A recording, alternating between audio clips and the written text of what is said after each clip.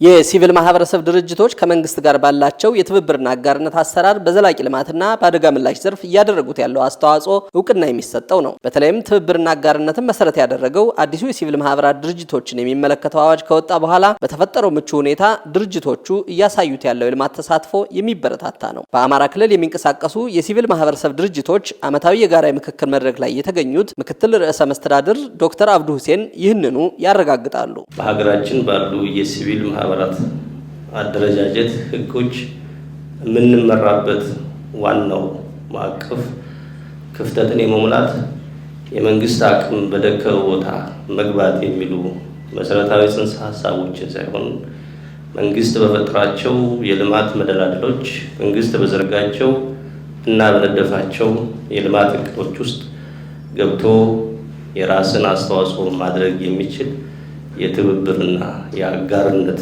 ማዕቀፍ ስለሆነ የፋይናንስ ምንጩ ግን እየሰፋ እና አበርክቶ እየጨመረ እንዲሄድ በማድረጋችን ሰፋፊ የልማት ስራዎች ተመዝግበዋል። በክልሉ ከ350 ፕሮጀክቶች በላይ በመያዝ ከ24 ቢሊዮን ብር በላይ እያንቀሳቀሱ የሚገኙት የሲቪል ማህበረሰብ ድርጅቶች በዘላቂ ልማትና በአደጋ ምላሽ ስራዎች ያላቸው አስተዋጽኦ እያደገ የመጣ ሲሆን ከክልሉ መንግስት ጋር የጋራ አቅጣጫዎችን ለመንደፍ በአመታዊ የምክክር ጉባኤው ላይ እየተሳተፉ ነው። አደጋ ጊዜ ምላሽ እና በዘላቂ ልማት ዘርፍ በክልል ወደ 170 የሚሆኑ የሲቪል ማህበረሰብ ድርጅቶች አሉ።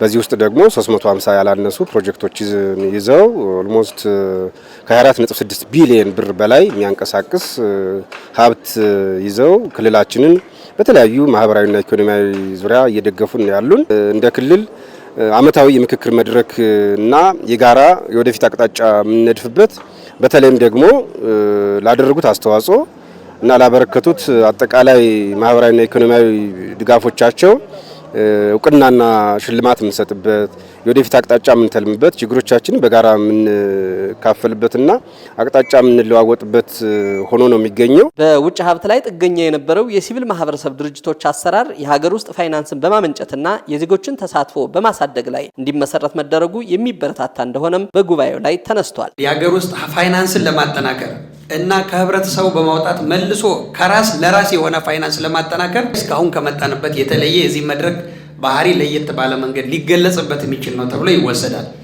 ምክንያቱም ቅድም ለመግለጽ እንደሞከርኩት የውጭ ፋይናንስ ሲቋረጥ አጠቃላይ ስራዎቻችን ይዞ ነው የሚቋረጥ። ይሄ ማለት የውጭ ፋይናንስን አንጠቀም ማለት አይደለም። በሀገር ውስጥ ፋይናንስ ላይ ያልተመሰረተ የልማት አጋር ድጋፍ የትም ስለማያደርሰን ከዚህ አንጻር ደግሞ በፌደራልም በክልልም የተዘጋጀው አዋጅ የሲቪል ማህበረሰብ ድርጅቶች ተጨማሪ ገቢ አመንጭተው ያመነጩት ገቢ ለትርፍ ሳይሆን ለዚሁ ዓላማ እንዲውል የሚፈቅድ ስለሆነ እና መንግስት የፈጠረውን ምቹ ሁኔታ በመጠቀም እዚህ ያሉ የልማት አጋሮች እና መላ ህብረተሰቡን በማስተባበር የውስጥ ፋይናንስን ከማጠናከር አኳያ የተለየ አቅጣጫ ተይዞ የሚሰራበት ይሆናል። የሲቪል ማህበረሰብ ድርጅቶች ካላቸው ተጨባጭ የልማት ተሳትፎ ባፈነገጠ መንገድ የማህበረሰብን የስራ ባህል በመጉዳት ጥገኝነትን የሚያበረታታ ተግባር ውስጥ እንዳይገኙ ጥብቅ ክትትል ማድረግ እንደሚገባም ተመላክቷል። ተለጥጦና ከችግሩ በላይ እያጮሁ በክልላችን ህዝብ እና ከችግሩ በላይ ልመናን ማሳፋትና ጥገኝነትን በተለይ የስነ ልቦና ጥገኝነትን